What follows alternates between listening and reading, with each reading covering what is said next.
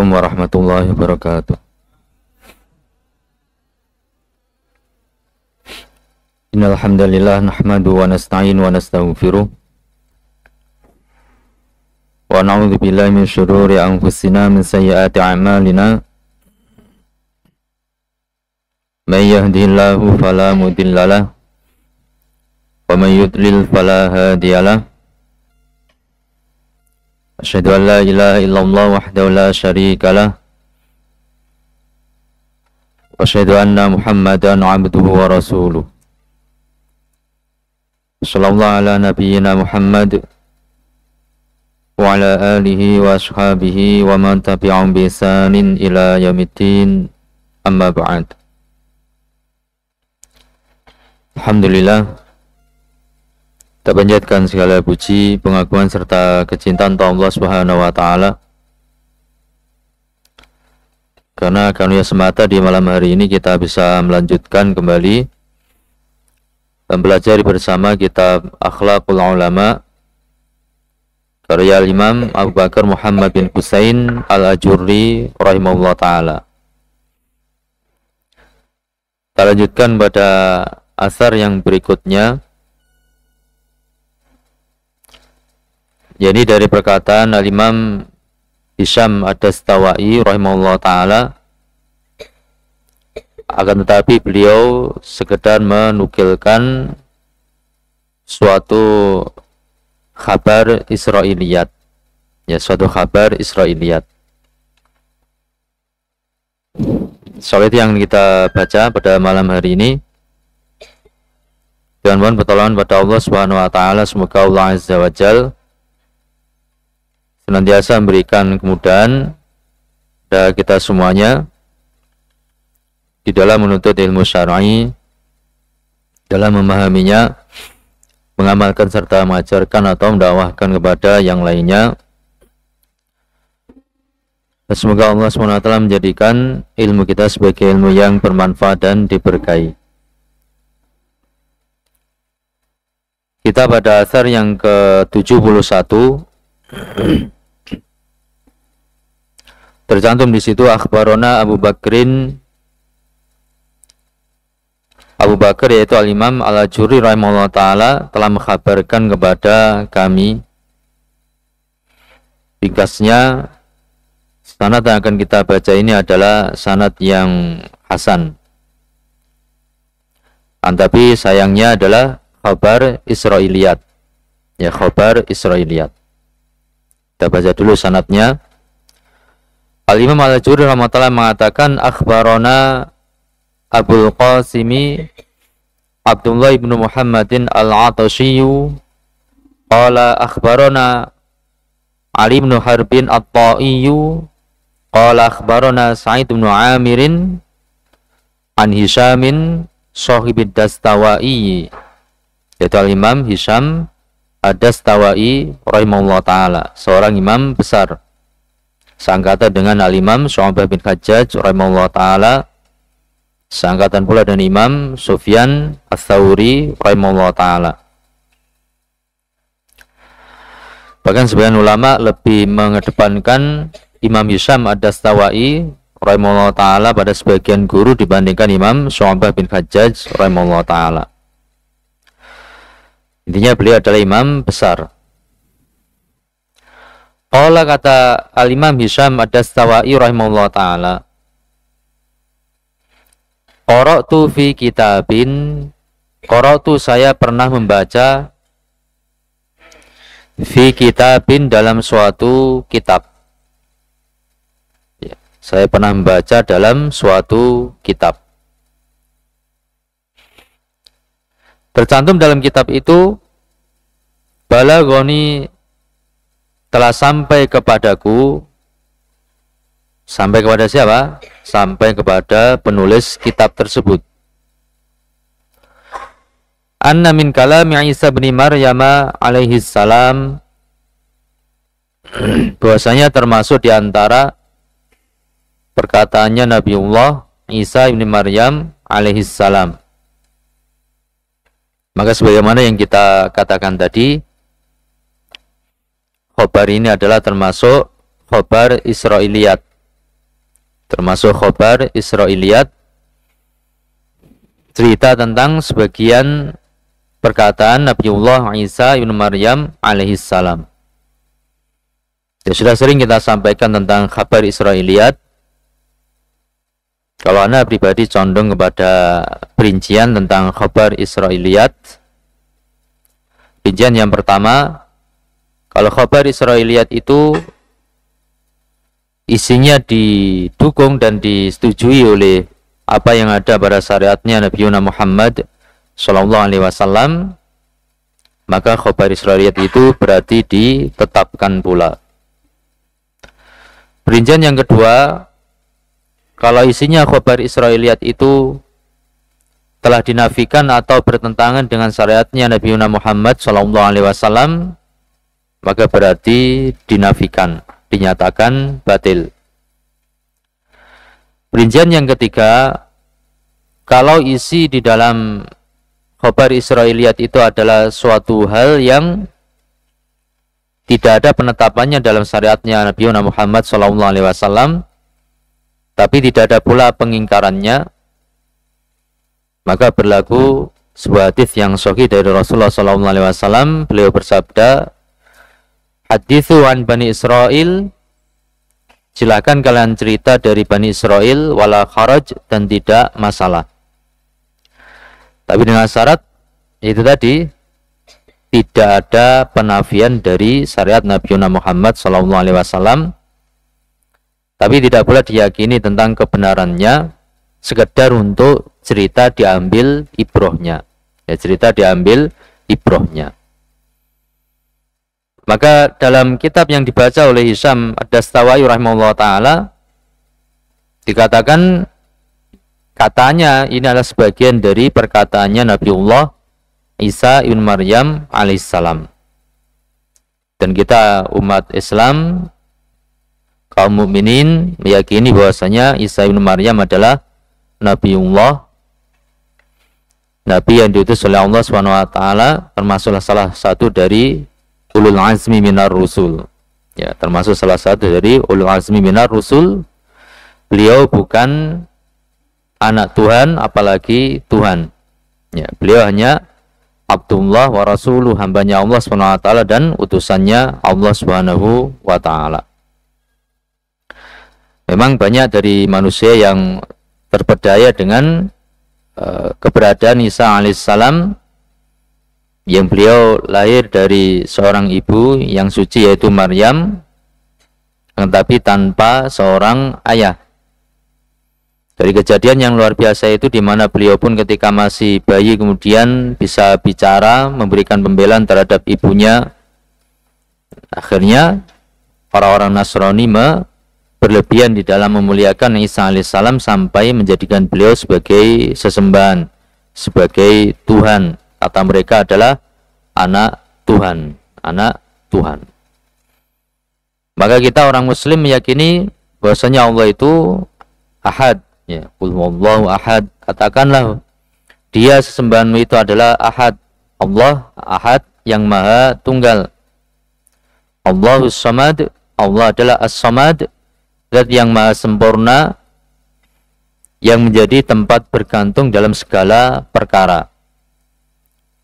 Lam yalid wa lam yulad, Allah tidak melahirkan, walam yulad, Allah tidak pula dilahirkan. Ini nas yang jelas bahwasanya Allah tidak punya anak.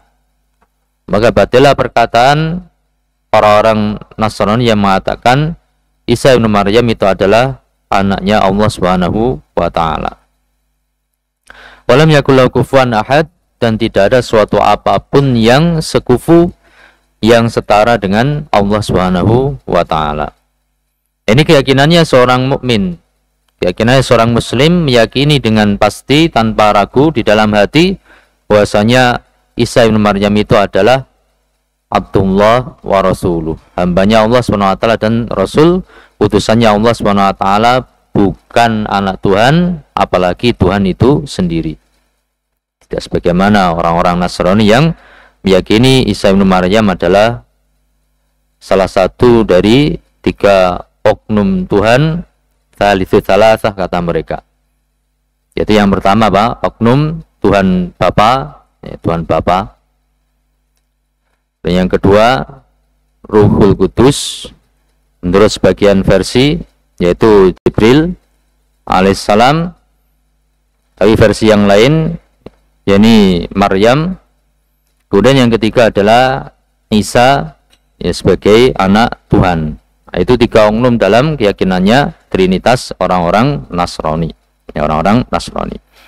Jadi jelas suatu perkara yang batil. Kita meyakini kebatilan tentang perkara tersebut.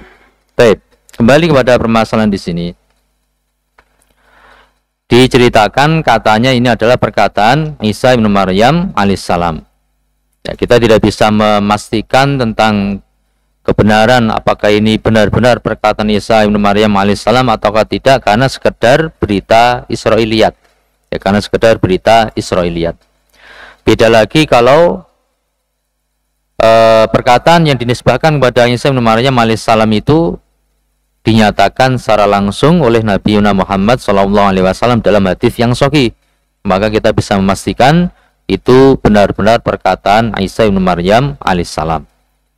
Tapi di sini sekedar berita Israiliyat, maka kita ceritakan dan kita ambil pelajaran darinya, tapi kita tidak bisa memastikan apakah benar itu perkataan Isa bin Maryam alaihissalam ataukah bukan. Tapi dari sisi isi yang terkandung di dalamnya, tidak ada unsur yang menyelisihi syariat Nabi Muhammad SAW, bahkan bisa kita ambil pelajaran di dalamnya. Mungkin karena itulah wallahu a'lam bishawab, Al-Imam Al-Ajuri rahimahullah mencantumkan khabar Israiliyat ini di dalam kitab Akhlaqul Ulama. Jadi bisa kita ambil ibrah, bisa kita ambil pelajaran dari apa yang terkandung di dalamnya. Khanifiddin rahimani wa rahimakumullah. Katakan di situ dan dinisbahkan min kalami Isa bin Maryam alaihissalam, kaifa yakunu min ahlil ilmi man sakhita rizqahu wa ihtaqara manzilatahu wa qad alima anna dzalika min ilmillahi wa qudratihi. Kaifa yakunu, bagaimana mungkin akan ada dia itu min ahlil ilmi, termasuk kalangan orang yang berilmu. Bagaimana mungkin seorang dikatakan sebagai ulama, seorang alim? Siapa itu? Man sakhita rizqahu, orang-orang yang sakhita rizqahu, yang dia benci terhadap bagian rizki yang telah Allah tetapkan bagi dirinya. Ya. Bagaimana mungkin dia termasuk kalangan orang yang berilmu, kemudian kalau dia ternyata tidak qanaah, tidak menerima dengan bagian rizkinya. Dia benci terhadap bagian rizki yang telah Allah tetapkan bagi dirinya. Menurut dia rizki yang ada pada dirinya itu masih kurang dan terus kurang, tidak mencukupi kebutuhannya. Bagaimana mungkin orang seperti itu termasuk kalangan orang yang berilmu? Kaifa yakunu min ahlil ilmi, bagaimana mungkin dia menjadi masuk kalangan orang ahli ilmi? Siapa? Man sakhita rizqahu, orang yang membenci rizkinya, yang membenci bagian rizki yang dia dapatkan, yang telah Allah tetapkan bagi dirinya. Wahtaqara manzilatahu, dan dia pun menghinakan manzilatahu, kedudukan dirinya sendiri, karena dia melihat bagian rizki yang dia dapatkan itu tidak sebagaimana yang dia angan-angankan. Dia merasa itu sangat sedikit, tidak cukup. Dia benci dengan pembagian rizki yang telah Allah tetapkan itu. Akhirnya dia menghinakan dirinya untuk mendapatkan tambahan-tambahan rizki itu. Dia sampai melakukan hal-hal yang menyebabkan jatuhnya, yakni kedudukan dirinya sendiri. Ya, dan itu bentuknya beraneka ragam. Wa qad alima, padahal dia sudah mengetahui, anna dzalika, bahwasanya pembagian rezeki itu min ilmillahi wa qudratihi, berasal dari ilmunya Allah Subhanahu wa taala, wa qudratihi, dan kekuasaannya Allah Subhanahu wa taala. Itu sudah takdir yang ditentukan oleh Allah Subhanahu wa taala. Ya. Dan takdir itu segala sesuatunya ya telah diketahui oleh Allah Subhanahu wa taala sejak zaman azali. Sudah tertulis di Lauhul Mahfuz sejak zaman dahulu kala. Nah, jadi semuanya juga sesuai dengan hikmahnya Allah Subhanahu wa taala yang maha sempurna. Allah menetapkan itu juga dengan kekuasaannya yang maha sempurna. Ya. Orang yang alim, dia sudah tahu bahwasanya berapapun rezeki yang dia dapatkan, pasti itu sudah dari ketentuan takdirnya Allah Subhanahu wa taala. Dia sudah tahu itu. Dia sudah tahu bagian rezekinya itu adalah dari ilmunya Allah Subhanahu wa taala, sudah Allah ketahui, sudah Allah tetapkan dengan kudrahnya, tertulis di Lauhul Mahfuz, itu semuanya dia sudah mengetahuinya. Tapi kenapa dia membenci tidak ridho dengan pembagian rezeki tersebut? Lalu bagaimana mungkin orang yang sudah tahu seperti ini kemudian membenci ketentuan takdirnya Allah Subhanahu wa taala, kemudian dia dikatakan sebagai seorang yang alim? Bukan orang alim yang seperti itu. Ya, bukan orang alim yang seperti itu. Qanibitin rahimani wa rahmakumullah.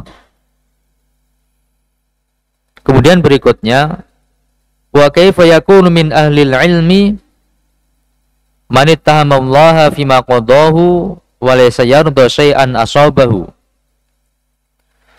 Wa kaifa yakunu, bagaimana mungkin seseorang itu min ahlil ilmi, termasuk kalangan orang yang benar-benar berilmu. Siapakah dia? Man ittahamallaha, orang-orang ittahamallaha yang menuduh Allah Subhanahu wa taala dengan tuduhan yang buruk, fima qadahu, pada perkara-perkara yang telah Allah tetapkan. Pada perkara-perkara yang telah Allah tetapkan, yang telah menjadi takdirnya Allah Subhanahu wa taala. Walaysa yarda, dan dia tidak ridha syai'an, dengan sesuatu, asabahu, yang menimpa kepada dirinya. Baik. Ini masih semana dengan kalam yang pertama tadi, yang di awal tadi, tapi lebih luas. Kalau yang pertama tadi takdir secara khusus tentang masalah bagian rizkinya. Kalau bagian yang kedua ini lebih umum, yaitu ketentuan takdirnya Allah Subhanahu wa taala. Apapun yang menimpa kepada seseorang itu sudah ditentukan oleh Allah Subhanahu wa taala. Maka bagaimana mungkin ada dikatakan sebagai seorang yang alim, lalu dia terkait sesuatu yang menimpa kepada dirinya yang telah Allah tentukan, kemudian dia mencela Allah Subhanahu wa taala, dia menuduh Allah Subhanahu wa taala dengan tuduhan-tuduhan yang tidak selayaknya. Dan itu banyak terjadi. Banyak orang-orang yang sudah mengetahui bahwasanya apa yang menimpa kepada dirinya itu adalah ketentuan takdir dari Allah Subhanahu wa taala. Tapi kemudian dia tetap tidak bisa ridho dengan apa yang menimpa kepada dirinya tersebut. Banyak yang demikian itu. Sampai-sampai dia kemudian mencaci maki Allah Subhanahu wa taala, menuduh Allah Subhanahu wa taala dengan tuduhan-tuduhan yang tidak selayaknya dengan Allah Subhanahu wa taala. Terkadang ada sebagian orang mengatakan, saya sudah berusaha begini dan begitu, sudah berusaha keras begini dan begitu, entah dalam perkara apa, entah dalam masalah rezeki ataupun dalam masalah ilmu ataupun yang lain sebagainya, sudah berusaha maksimal, tapi hasilnya kok begini. Dia tidak terima, tidak ridho dengan apa yang menimpa kepada dirinya yang itu telah Allah tetapkan. Dia tidak ridho. Bahkan sebagian orang kita dengar sampai benar-benar menuduh Allah SWT itu, Allah tidak adil, kata dia. Allah tidak adil. Itu pernah kita dengar sendiri, ada orang ngomong seperti itu. Ya, dia sudah berusaha keras, masalah ilmu. Dia sudah berusaha keras untuk menuntut ilmu, ternyata hasilnya mengecewakan dirinya. Tidak terima dia dengan ketentuannya Allah SWT, bagian ilmunya seperti itu, dia tidak terima. terlontarlah ucapan yang tidak pantas dari seorang mukmin. Untuk mengucapkan itu dia bilang Allah tidak adil. Ini mencela Allah SWT, menuduh Allah SWT dengan tuduhan yang sangat keji. Tuduhan yang sangat keji, Allah tidak adil katanya. Ya. Padahal segala sesuatu yang Allah tetapkan itu, kalau itu berupa hal yang mungkin tidak menyenangkan bagi kita, bagi seorang mukmin, orang mukmin itu senantiasa berhusnudzon kepada Allah Subhanahu wa taala. Bisa jadi di balik hal yang tidak kita suka itu ada apa? Ada hikmah-hikmah yang agung yang kita tidak menyadarinya. Terkadang sebagian orang dibatasi rizkinya oleh Allah Subhanahu wa taala, dibatasi rizki hartanya oleh Allah Subhanahu wa taala. Karena Allah tahu jika orang itu diberi rizki lebih dari apa yang diberikan itu, dia akan menjadi seorang yang sombong, seorang yang congkak. Dia akan menjadikan atau menyalahgunakan harta itu untuk hal-hal yang menjadi sebab kemurkaan Allah Subhanahu wa taala. Sementara dengan rizki yang Allah batasi itu menjadikan dia tidak sombong. Apanya yang mau disombongkan? Ya dia tidak sombong, kemudian yakni dia bisa memanfaatkan rizki yang terbatas itu untuk hal-hal yang bermanfaat. Ya dia tidak terjatuh dalam perkara-perkara maksiat dan seterusnya. Itu hikmahnya Allah Subhanahu wa taala. Begitu pula bagian ilmu dari seorang hamba yang Allah berikan kepada seorang hamba. Ada yang Allah uji dengan diberi ilmu yang banyak, hafalan yang banyak, pemahaman yang banyak, kemampuan yang luar biasa dalam ilmu. Itu ujian dari Allah Subhanahu wa taala. Apakah dia mampu untuk mengemban ujian berupa anugerah-anugerah tersebut? Tersebut. Kalau tidak mampu mengemban ujian berupa anugerah-anugerah ilmu itu, nanti dia bisa menjadi seorang yang ujub, bangga diri. Dia menjadi seorang yang sombong, merendahkan teman-temannya, merendahkan orang lain. Bahkan terkadang menjadi ilmu itu malah menjadikan dia lupa diri, ya, lupa daratan. Kemudian dia salah gunakan ilmu itu untuk hal-hal yang membahayakan dirinya untuk akhiratnya, meskipun dia akan mendapatkan keuntungan-keuntungan duniawi. Ya, berarti dia tidak lulus ujian berupa kelebihan di dalam masalah ilmu. Sebaliknya ada pula orang-orang yang Allah uji dengan kurangnya ilmu ataupun kurangnya kemampuan, baik itu kemampuan hafalannya kurang, kemampuan dalam memahami permasalahan kurang, kemampuan dalam menganalisa suatu permasalahan kurang jeli, kurang cermat, ataupun kekurangan-kekurangan yang lainnya. Ini juga ujian dari Allah Subhanahu wa taala. Apakah dia mampu bersabar dengan ujian tersebut? Apakah kekurangan itu kemudian yakni menjadikan dia putus asa, berhenti dari menuntut ilmu syar'i? Nah, ini ujian dari Allah Subhanahu wa taala. Ya, terkadang Allah jadikan sebagian penuntut ilmu itu sulit di dalam menghafal. Bisa jadi Allah menghendaki kebaikan bagi dirinya, karena dengan sulit menghafal itu akhirnya dia terus mengulang-ulang, lebih banyak mengulang-ulang hafalannya itu dibandingkan temannya yang cerdas, yang mana sekali melihat, sekali mendengar langsung hafal. Berarti dia apa? Membaca hanya sekali, yang temannya yang cerdas menjawab hanya sekali. Sementara dia karena Allah uji dia dengan hafalan yang kurang kuat, dia membacanya berulang-ulang kali, 50 kali, 100 kali. Pahalanya lebih banyak mana?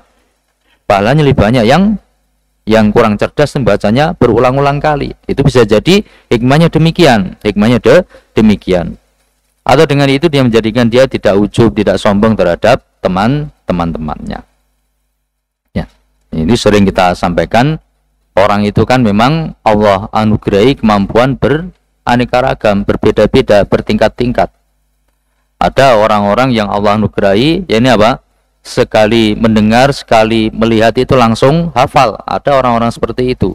Bukan hanya di zaman dahulu, di zaman kita sekarang juga ada orang-orang yang seperti itu. Sekali mendengar, sekali melihat, satu halaman langsung hafal. Satu halaman langsung hafal. Ada orang-orang seperti itu. Meskipun jarang, tapi masih ada di zaman kita sekarang ini yang seperti itu. Barangkali salah satu dari antum ada yang seperti itu. Ya. Baik. Khonifiddin rahimani rahimakumullah. Kemudian selanjutnya, kaifa yakunu min ahlil ilmi? Bagaimana mungkin termasuk kalangan orang yang benar-benar berilmu? Siapakah dia? Man masiruhu ila akhiratihi. Man seseorang, masiruhu yang mana perjalanan hidupnya itu pasti ila akhirati menuju kepada negeri akhiratnya. Itu hal yang pasti, tidak bisa dipungkiri. Setiap kita manusia pasti akan mengalami kematian, kemudian dengan kematian itu kita pindah alam. Ya, kita pindah alam dari alam dunia menuju ke alam akhirat. Yang alam akhirat itu permulaannya dengan alam barzakh. Pasti kita menuju ke negeri akhirat. Maka bagaimana mungkin seorang itu termasuk dikatakan orang alim, dia perjalanan hidupnya pasti menuju kepada akhirat.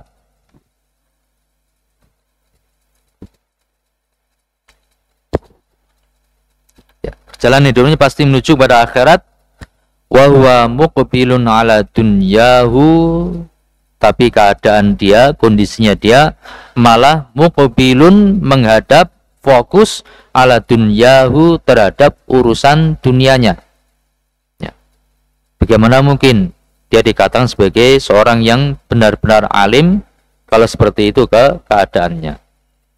Orang yang alim itu dia tahu bahwasanya kehidupannya itu pasti menuju kepada negeri akhirat. Dan dia tahu bahwasanya apa yang dia panen di negeri akhirat itu adalah hasil apa yang dia tanam ketika di dunianya ini. Bukan hanya berhenti di situ. Kalau seorang yang benar-benar alim, maka apa? Dia akan beramal di dunia ini bagaimana caranya mendapatkan kebaikan di negeri akhiratnya. Nah, maka bagaimana mungkin dikatakan sebagai seorang yang alim, dia sudah tahu bahwasanya perjalanan hidupnya itu menuju kepada negeri akhirat, tapi malah fokusnya dia adalah kepada urusan dunianya. Wa kaifa yakunu min ahlil ilmi? Dan bagaimana mungkin seorang itu termasuk orang yang alim? Siapa itu? Man dunyahu atharu indahu min akhiratihi. Man orang-orang dunyahu yang mana kehidupan dunianya itu atharu lebih dikedepankan, lebih didahulukan, lebih diutamakan indahu di sisi dia min akhirati dibandingkan akhiratnya, wa huwa fi dunyahu afdalu ragbatin. Sementara urusan akhirat itu dalam kehidupan dunianya itu suatu hal keinginan yang paling utama yang dia inginkan. Tapi kenapa malah dia lebih mengedepankan urusan dunianya dibandingkan urusan akhiratnya? Padahal yang dia inginkan, dia juga ingin bahagia di akhirat, akan tapi kenyataannya dalam sikap kehidupannya dia lebih mengedepankan dunianya dibandingkan akhiratnya. Tidak mungkin orang yang berilmu seperti itu. Ya.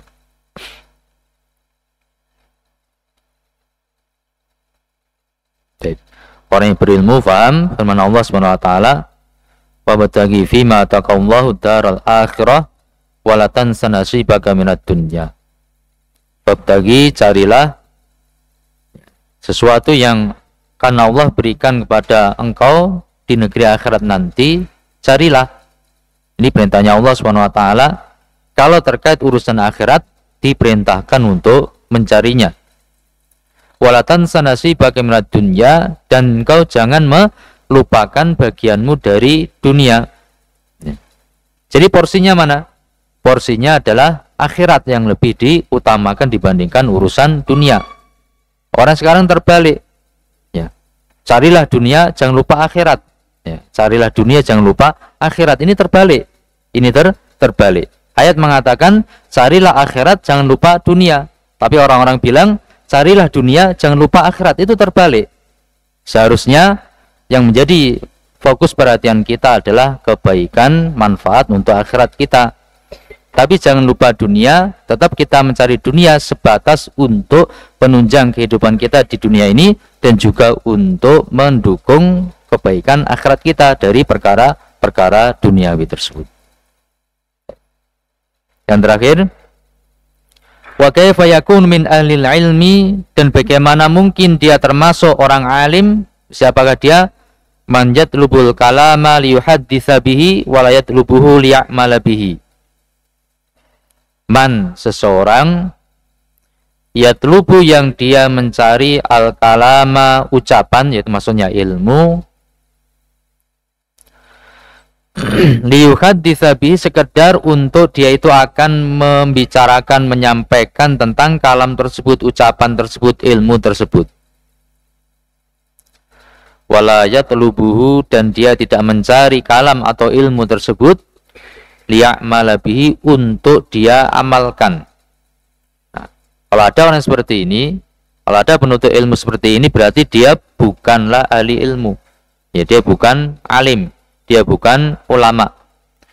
Cari ilmu tujuannya sekedar untuk apa? Untuk orasi. Sekedar untuk apa dia sampaikan, kemudian dia dapat manfaat dari penyampaiannya itu, bukan untuk diamalkan tujuannya dia di dalam menuntut ilmu. Padahal sebenarnya menuntut ilmu itu kan wasilah. Menuntut ilmu itu adalah sarana. Sarana supaya kita bisa beramal dengan amalan yang itu mendatangkan keridhaannya Allah Subhanahu wa taala. Jadi tujuannya adalah amal.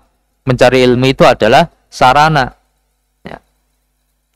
Maka keliru kalau seorang mencari ilmu sekedar supaya bisa menyampaikan, nanti hafalannya banyak, menyampaikannya bagus, hafalannya kuat, penyampaiannya mungkin, dan seterusnya, hanya penyampaian tapi tidak diamalkan, maka itu keliru besar, kekeliruan yang fatal, ya, kekeliruan yang fatal.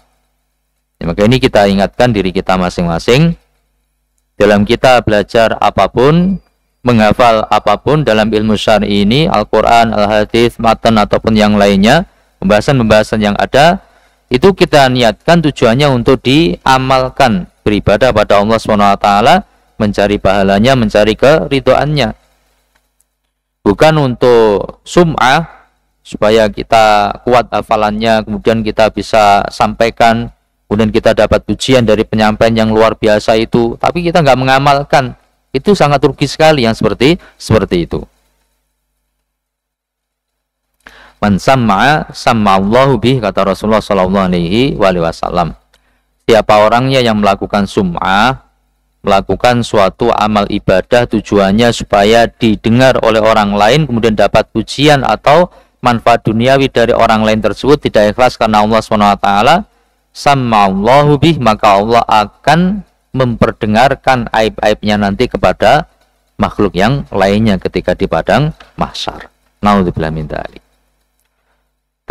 Tapi mungkin sampai di sini. Ini khobar Israiliyat. Sekali lagi kita tegaskan, ini khobar Israiliyat. Kita tidak pastikan ini kalamnya Isa ibn Maryam alaihissalam, tapi isinya adalah hal-hal yang masih bisa kita ambil pelajaran darinya. Wallahu a'lam bishawab.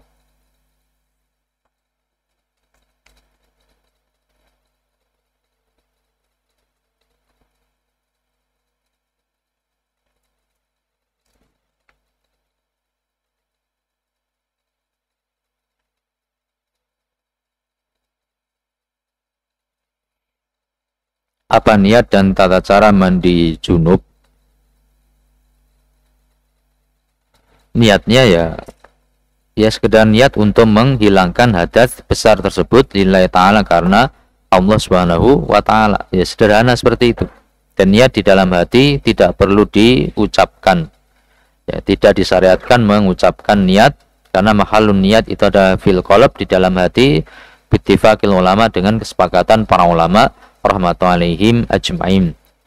Dan yang benar, tidak disyariatkan untuk melafadzkan niat, baik itu niat salat, niat wudu, ataupun niat puasa, ataupun niat mandi besar, ataupun yang lainnya, itu tidak disyariatkan untuk melafadzkan niat. Kenapa?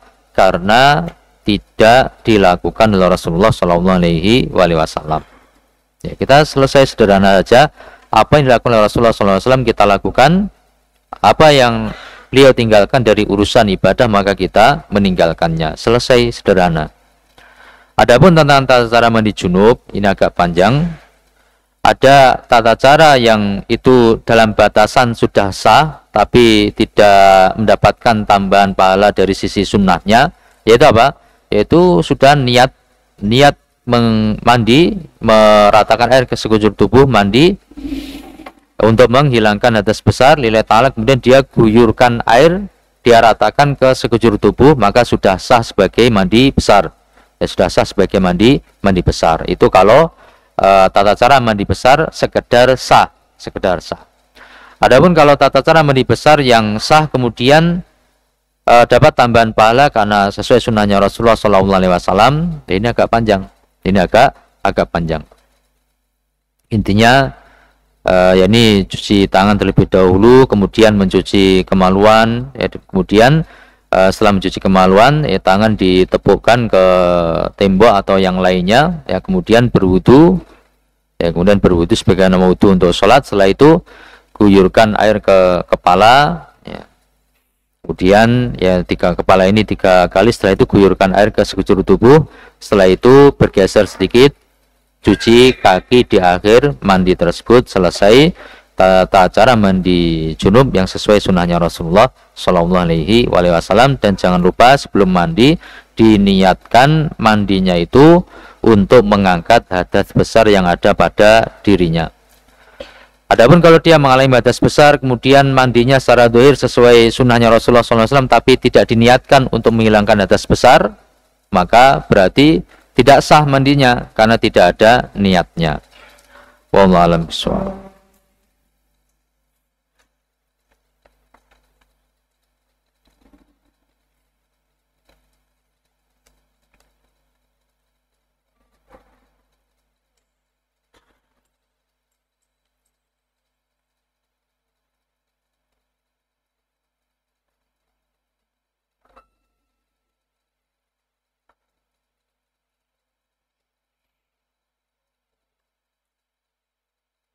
Apakah hujan turun dari langit? Lalu bagaimana ilmu apa yang menjelaskan bahwasanya hujan turun dari awan melalui proses evaporasi? Kalau seandainya hujan turun dari langit, apa dalilnya? Allah SWT telah menegaskan wanzalna minas sama'i ma'an tahura. Ya.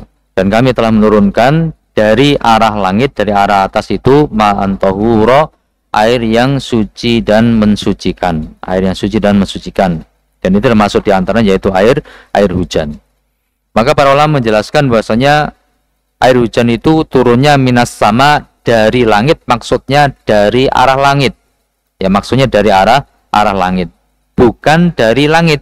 Maksudnya sumber asalnya bukan dari langit tapi dari arah langit, yaitu dari arah atas, yaitu dari mendung. Ya, dalam ayat itu dikatakan air hujan itu turunnya dari mendung, Dan mendung itu letaknya bukan di langit dunia, tapi mendung itu letaknya di mana? Antara bumi dan langit dunia. Jadi asalnya bukan dari langit, tapi memang dari mendung, dari awan. Ya. Maka itu tidak bertentangan dengan ilmu yang dikatakan tersebut.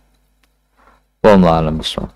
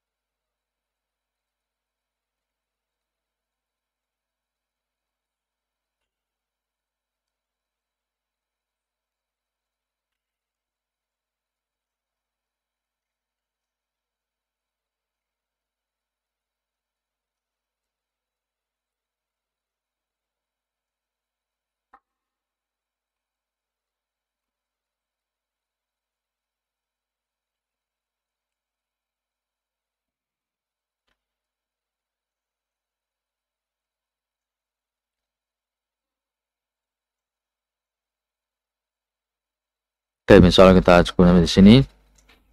Mudah-mudahan apa yang kita pelajari bersama bisa difahami dan bermanfaat bagi hati kita, dunia kita dan akhirat kita.